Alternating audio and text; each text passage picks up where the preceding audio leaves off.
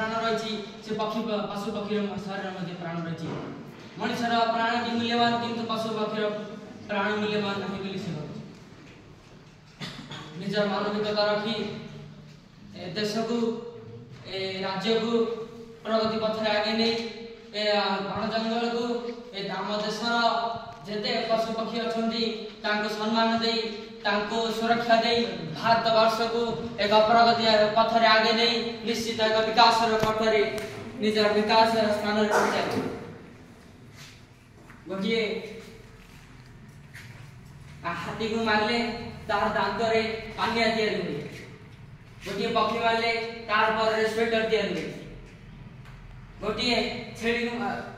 छेली को मारले तार मांस रे मनुष्य उपभोग करे गोटे कुकुड़ा मारले तार मांस रे मनुष्य उपभोग करे किंतु गोटे मनुष्य मारले सब बड़े पशु पक्षी माने निजार बोली भाबी दुख मन करते किंतु आमर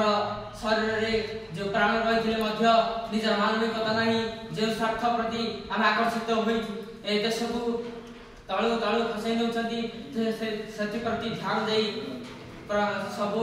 देश और निजर पशु पक्षी निज परिवार